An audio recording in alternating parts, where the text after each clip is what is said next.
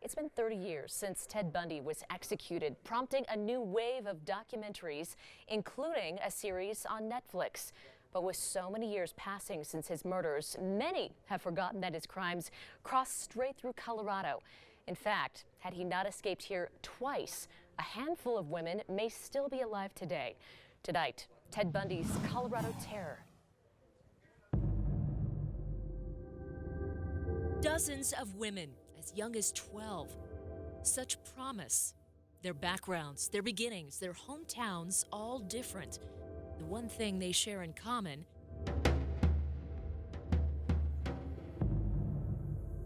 Ted Bundy, a diabolical killer with a friendly face. He looked successful, educated. That's partly how he was able to kill dozens of women from coast to coast, faking injury in some cases to gain the compassion of unsuspecting women. His trail of death, tearing through 6 states: Washington State, Oregon, Idaho, Utah, Colorado, and Florida. Colorado's chapter, though, embarrassing. Bundy's 2 escapes here, opening the door to even more murders. Finally convicted and sentenced to die, Bundy still refused to accept the blame for his crimes. Before he was convicted, Bundy came to the Roaring Fork Valley. A lot has changed in the nearly 45 years since then, but this community still bears his scars. Bundy found who he was looking for the second year into his killing spree. 1975, Snowmass, the elite skiing community on the outskirts of Aspen. Karen Campbell, a registered nurse, was on vacation with her fiancé, quickly going back inside their hotel to get a magazine she left behind. So you can see the hotel room. That's the Wildwood. This is the location that she was going to, where she was found. Campbell's body was found naked and bludgeoned. Chief Deputy District Attorney Steve Mallory. They use whatever they can to manipulate people for their own personal enjoyment. Boxes of Bundy's Trail of Terror are here. That infamous VW Beetle. This is the one where he's still got the passenger seat in it. And the transcripts of his interviews with investigators. He would never give a reason why he picked Colorado. Well, it's hard to separate the 1 or 2 trips I've made to Colorado last year. It would be that spring. Bundy wound up in Vail, just down the road, faking an injury, asking for help from his next victim, Julie Cunningham. The young ski instructor disappeared, her body never to be found. Bundy would go on trial for Campbell's disappearance in Pitkin County. A photographer with the Glenwood Springs Post-Independent there to snap that smirk, that iconic photo.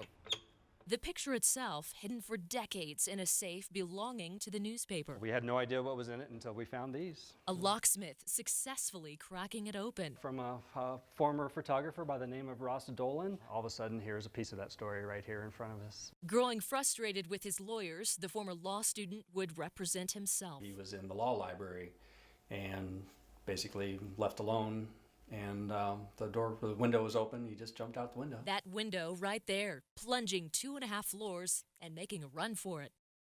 After that escape, Bundy said he meant to hike 40 miles in that direction towards Crested Butte.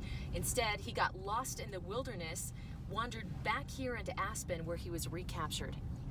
Bundy was considered a flight risk. It was decided he would be housed at the Garfield County Jail in Glenwood Springs. But the master manipulator, again, had plans. He regularly skipped meals, losing weight, and just months after the escape in Aspen, cut his way through the ceiling tile in his cell, literally slipping away. Reason became clear on New Year's Day, 1978. Bundy had climbed into a ventilating duct and escaped again. The old Garfield County Jail no longer exists. It was torn down years ago, but this parking lot is where it once stood, and you can see just how easily Ted Bundy made his quick escape right there on I-70. Bundy vanished. With the help of a love interest, he booked a flight to Chicago with the money she gave him, and he could have gotten away with it had it not been for his quest to kill.